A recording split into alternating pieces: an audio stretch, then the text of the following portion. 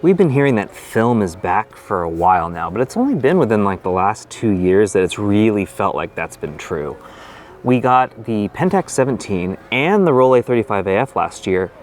Not to mention Kodak actually finally released the Super 8 after years of development. That's 3 film cameras in 1 year. We haven't seen that much development in hardware and film in decades. But that's not all. We also got new film. Harman seriously upped its capabilities of producing film, and we got Phoenix, Phoenix 2, Red 125, Kentmere Pan 200, all within the last 2 years. On top of that, we're also seeing new development into film from Lucky, who's making a new color film that's due out any time. And then Light Lens Lab is also developing a brand new black and white emulsion. So this is a lot of chatter about new film things for the first time in what feels like forever. So with all that said, it's kind of not all that surprising that Leica released a new film. But is this really a brand new film emulsion or just a rebadge? I'm Jaron Schneider. This is PetaPixel. Let's try and find out. Hey guys, it's Chris Niccolls coming to you on vacation from a lake, and I know it's a strange transition, but I'm just here to let you know that this video is sponsored by KEH.com. KEH is the best place to find gear that's been gently used and lightly loved and is ready for a lot more. And you know that if you buy from KEH.com, you're gonna get everything backed by a warranty, checked by their experts, and you know exactly what you're gonna get before you buy it. You know, KEH has been trusted by photographers for over 40 years. It's as old as I am, and you know, they've got the largest selection of used gear anywhere. And if you've got stuff that's collecting dust and you want to trade or sell it, definitely talk to them. I mean, you're gonna get fast quotes, you're gonna get quick payouts, free shipping, and trade-in bonuses. KEH.com is the best place to buy and sell used gear. That's why they're PetaPixel's official pre-owned camera gear partner. Leica is calling this its first true black and white film. And the reason they're saying it like that is even though the Leica 1 was like the first manufactured in mass 35mm film camera, and every piece of film that went in that photographers would call Leica film, they weren't actually manufactured by Leica. They were made by Kodak or Agfa or the like. So this is the first time Leica has ever actually put its name on 35mm film. Let me read you a quote that they sent. Produced in Germany, Monopan 50 is particularly perfect for landscape, architectural, cityscape, and travel photography. The film is compatible with all black and white developers. It guarantees complete control over black and white photography, ensuring the highest degree of detail. Given how often Leica puts its names on products that are originally developed by other brands, it's not a huge leap to think that perhaps they did the same thing here with film. And there are 2 main reasons for that. One, the film's only going to retail for $10. That's right, kind of in the middle, even on the low end of a lot of black and white films that are available today, which is very unlike Leica. Number 2 is to spin up an entirely new film-making factory in 2025 would be incredibly expensive. It just seems so unlikely that Leica did an entirely new film from scratch right now. So at the very least, we expect them to be partnering with somebody else. That's why there are so many folks who think that this might just be another film that exists already, namely Adox 50. Now, I'm not saying I think it is. I haven't shot the film yet, so we're gonna find out later. But even if it was just a reboxed Adox 50, I don't think that that's a particularly bad thing. While Adox is relatively easy to find in Europe, it's very difficult to find here in the United States. And if Leica is gonna re-release that under its name for $10 a roll in the US, I'm okay with that. But with that in mind, Chris Niccolls has been led to believe that it isn't Adox 50, at least not entirely. There should be something unique about it. So the only way we're going to be able to find that out is to compare them. See, the thing is, when you look at film emulsions, it's not just as straightforward as saying this is just X rebranded. Yeah, that's certainly possible, but because of the way film chemistry works, it's entirely possible that it could be based on a similar film or the same film, but tweaked so that it is technically different and actually does give a different result. For example, the film that we're going to look at today as a comparison to Leica is Adox 50. And if a lot of what's believed about this film is true, this isn't actually an original emulsion either. It's based on a film called Agfa Avifot Pan 80. Its original use was aerial photography. Now, Agfa Avifot Pan 80 is thought to be the granddaddy of a bunch of other black and white films that are all sort of based on the same emulsion, but have slightly different tweaks to the chemistry. Other ones that could be in there are Rollei films like RPX 25, Retro 80, Adox 50. So let's just say for now there are 2 strong prevailing theories. One, this is just the same film in a different box, and 2, it's a film that is based on the same granddaddy film, but with slight tweaks to its chemistry so that it acts differently. The best way for us to find out is to test them. So we're gonna do that. I'm gonna load my 2 Nikon F cameras with each of these films. So one has Adox 50 in it and the other has Leica Monopan 50. And I'm gonna use the same lens that I'm just gonna take off one body and clip onto the other and take the same photo. I'm gonna shoot this entire series with my Niccolls 50mm f1.4, which is the fastest lens that I have for my Nikon F system. And the reason I picked it is because 50 is really slow. I'm gonna need as much light as I can get, even if I'm shooting in broad daylight like I am today. Before we get started testing any of this, I do wanna say that when I was loading my Nikons with the films, I did notice a bit of a coincidence. You see the boxes and the fonts of the text in those boxes, as well as the plastic cases the canisters shipped in, are eerily similar. So these are the canisters. This is not a normal shape and look to these canisters. Like, so it's not one that I've seen before. Fujifilm uses different ones, Kodak uses different ones, and Rolei uses different ones. But these have a very distinctive ring and a point in the middle, and they feel exactly the same, and the only difference is the color. If they're not made in the same factory, I don't know. That's quite a coincidence. Let's get started. So while I'm just putting on my dual camera holdfast strap so that I can whip the cameras up and down and easily switch between them for this testing, thought I'd just point out this cool little keychain I got, Nikon Museum, with the little Nikon F on it. I think it matches the look right now.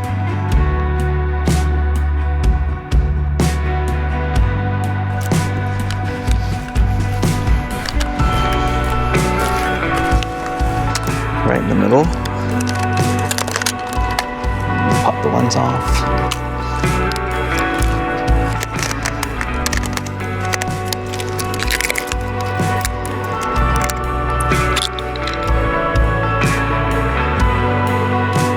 I'm gonna do that only 30 more times.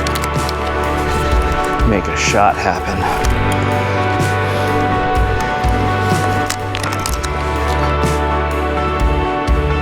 Oh, that's kind of pretty. I like that.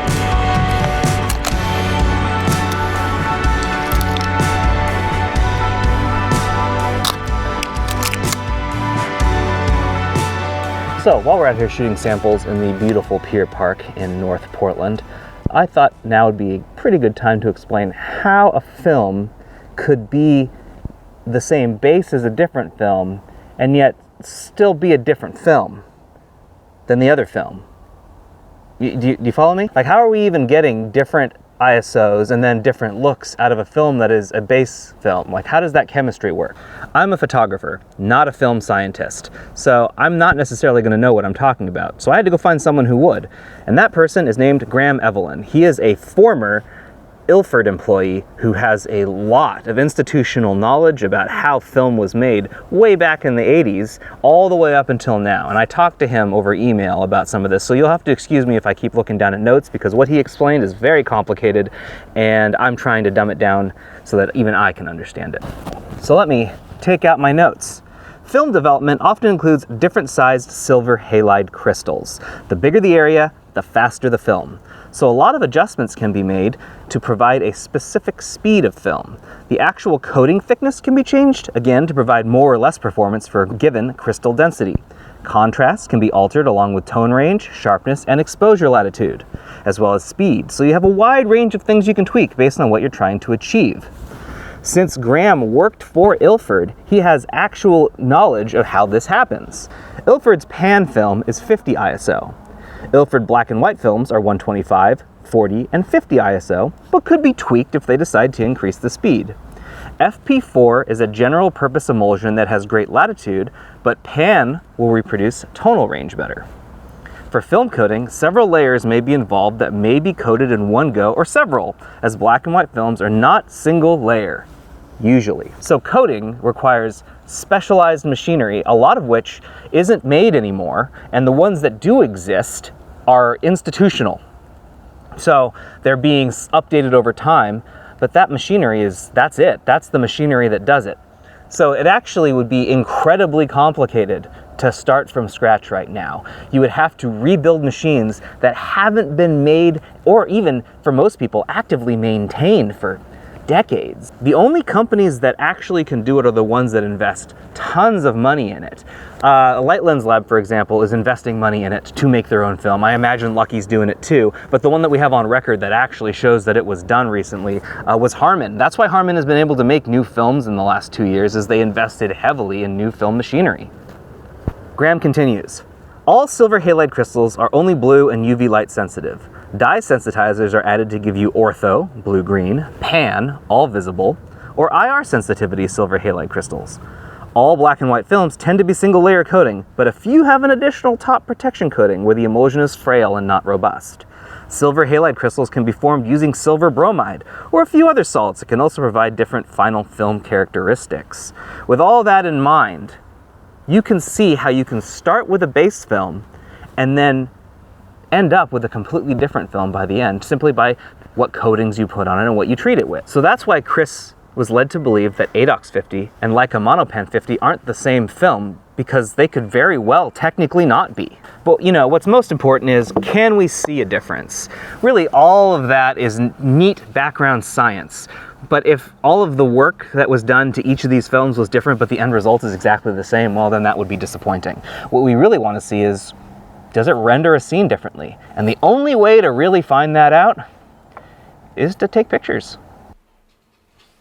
Film's been developed. I've got the scans here. These were developed identically. Anything that we see here is going to be purely the film talking. Remember, I shot these with identical cameras, lenses, and settings. So the first photo here, this is a zoom in. This is the full photo, and I've zoomed in on it here to show you what to expect. You can see it immediately. There is a difference between these two photos. The one on the left here is Adox, and the one on the right is the Leica Monopan. And what should be immediately apparent is that the one on the right here, the Leica, looks more exposed. This was exactly the same settings as I've mentioned, so this is just the way the film is interpreting light. There is definitely a more white look to this, and we'll see that. We'll come back to that. Keep that in mind. Okay, so this is another one I took in the park before I moved on to downtown St. John's in Portland. And the differences here are more subtle than in the last photo, but they still exist. Let's zoom in so you can take a look at the difference. And you can see that, again, on the left, the Adox is a little bit lower on its white point than the Leica Monopan is. However, if you look at where the shadows start to cut and we start to lose detail, it's in basically the same spot. So what we're really seeing here is that at first glance, the Monopan 50 appears to just be more sensitive to the highlights and will go to white point faster. Okay, so this next one is where it's very difficult to see a difference between these two films. This is a photo of some scooters that I took across the street from where I parked, and I liked this because there was some brights and some darks. And when we're at this zoomed out level, you really can't see a difference. But if we come in right here, and we go in as close as we can, and we'll come here too on this one, you're going to notice that the grain profile is slightly more visible here on the Leica Monopan. You can see the grain a bit more clearly than you can here. It's a little smoother. And again, this appears to want to go a little bit hotter on the highlights. Here's like an architecture shot, something that Leica actually mentions they envision the Monopan 50 being used more for is for like architecture and cityscapes and whatnot. So here's one. And boy, these do look similar, don't they? Well, there is a slight difference. If we punch in on the skies, you're going to notice it just looks like the white point is just higher, which I've mentioned a couple times now on the Leica. And that means that the sky is going to go white faster than it will on the Adox. And you know what? For a black and white photo like this, I kind of want the sky to be as like white as possible, as a bit of a contrast between my subject and it. So the gray, kind of off gray look to the Adox is what we're going to start to see a little bit more as we continue on with our samples. Now this is where we're going to start to see where I think there's a spectral response difference between these two films. And that's because if you look at these side by side, there doesn't seem like there would be any reason other than like a major exposure shift. And like when I took the shot between this Leica here on the right and the Adox on the left, it just looks like there's more exposure here, but there isn't. The settings are exactly the same, and I took these within seconds of each other, and there were no clouds. This was a fully sunny day. So what we're seeing here is just how the film responds to green. We're going to revisit this in a minute when I show you some photos that have no green in them at all. But when you have a photo where it's mostly greens, you're going to see the Adox doesn't get as bright there, and there's more contrast and shadow more quickly than there is on the Leica, where I wouldn't say any of this is necessarily overexposed. It's all the same exposure, just more of it is exposed more. And you can see that really here in these leaves on the right. If you look at them side by side, you can it's obvious like how differently these rendered that scene. Here's another really good example of a couple of the things we've talked about so far, kind of side by side. So on the left here, again, is still the Adox, and on the right is the Leica. And you can see from here, the sky is definitely whiter on Leica than it is on Adox. Beyond that, the way the trees are rendering is also different. You can see that that same green that we were talking about before is now treated differently film to film. And I would argue it's sharper over here on the Leica. I really think that looking at them at 100% like this, you're going to probably prefer, and at least I do, the way that the Leica looks compared to Adox, just because there's more detail there. This one is a little bit harder to see a difference. And that's because the greens are not as prominent in this photo. Now, if we go like zoomed in here and we really look at the leaves, you can see that Leica here is 100% giving us more exposure more quickly on the right than we are getting here on the left with Adox. But when you kind of just go down to, when you come down here to the sign, I'm not necessarily seeing all that much difference. I mean, it is so similar here in how it treats this area of the photo. Here's another example of where you might see kind of an exposure difference. We can see more inside this awning here on the right with Leica. This is my favorite example of this set because it shows that without greens, you really have a very difficult time telling the difference between these two films. Like if I was to look at these, this is basically, they're the same picture meme. There's essentially no visible difference for how these scenes are rendered. It's a slightly brighter over here with the Leica, slightly sharper. The grain is slightly more visible, but like in scenes like this, where there isn't green, where it's not giving you a different spectral response, these films are very much nearly indistinguishable from one another. This one is a great way to look at all of the combination of things we've discovered about these films kind of in one image. Over here on the left of the Adox, we have this area which will go out and blow more quickly with Leica. You can see that white point is reached much sooner. And then also you'll notice that the greens are darker on Adox than they are on the Leica. Again, the same greens come up a little bit more, so you have more detail in that area. But in this example, the sharpness is very similar. And you can also see like the grain profile is a little bit more noticeable on Leica.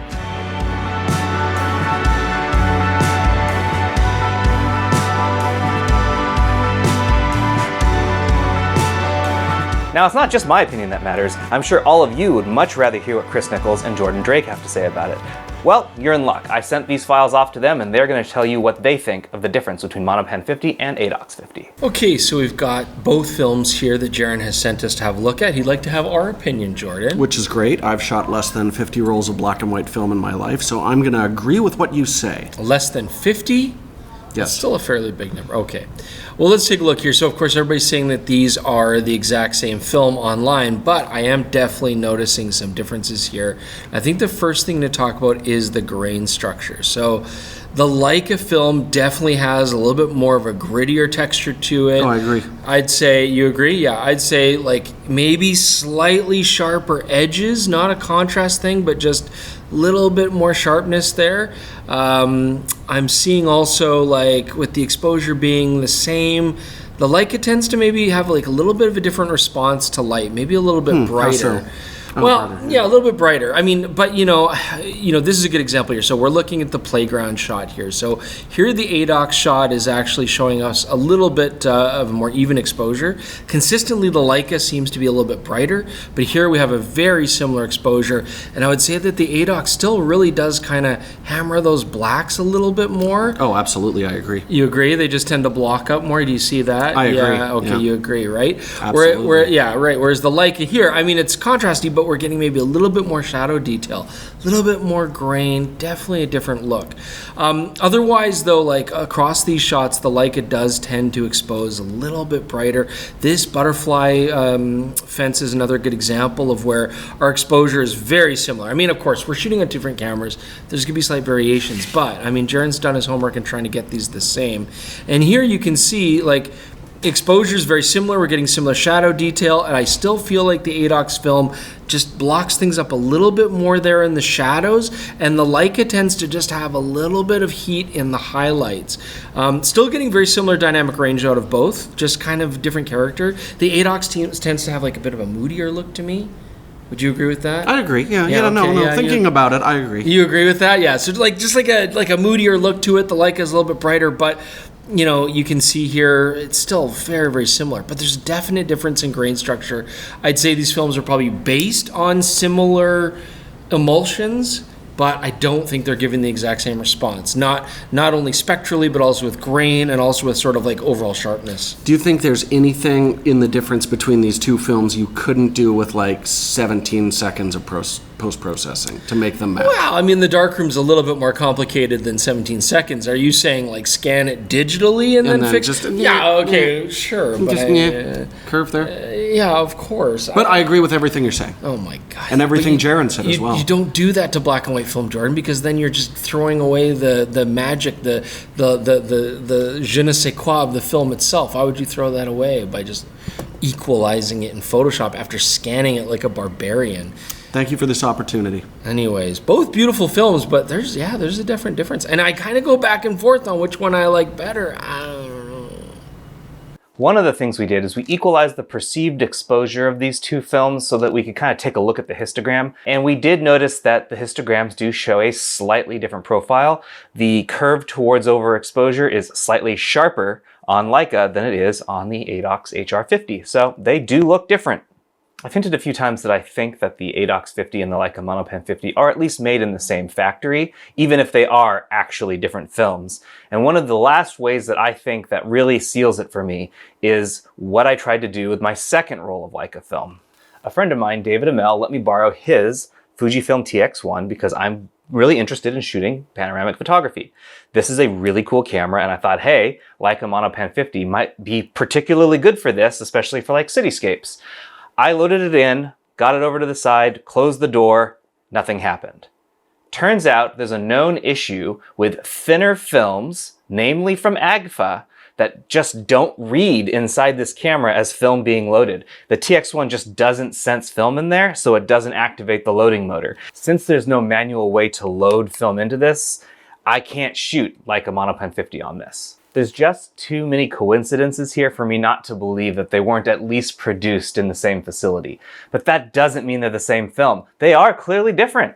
I did end up shooting that roll on my Bessa R2A, so some of those samples you'll see scattered throughout this review. If you're looking for alternatives to Leica Monopan 50, they do exist, obviously. Adox 50, clearly, as we've shown here, is very similar, but there are differences. You could also look at Rolé's line of films, and they have everything from ISO 25 through ISO 100 in that ortho and RPX range that will produce similar types of photos as you'll get out of Adox and Leica Monopan 50. So, do I think you should buy Leica Monopan 50? For $10 a roll, I think that's actually very reasonable, and I like the quality of this film. It is somewhat unforgiving, as we've seen in that histogram and in my photos. You can start to lose those highlights very quickly, and the shadows fall into pure black almost immediately. But if you want to work in that range, I think this is a really nice film that has some great grain and excellent sharpness. If you've enjoyed looking at these two film stocks side by side, you probably enjoy doing that for all the cameras and lenses you're interested in. In that case, you should consider a PetaPixel membership so you can gain access to our growing list of sample galleries where you can download JPEG and RAW files from all of the latest lenses and cameras that we test. A PetaPixel membership also gives you 5% off all of your KEH purchases, $15 to spend at the Moment store, and 25% off the PetaPixel merch store. If you like conversations about photography, then you should tune in to the PetaPixel podcast. We record every week and publish right here on this same YouTube channel or on all of your favorite podcasting apps. Thanks very much for joining me. I'll catch you in the next one.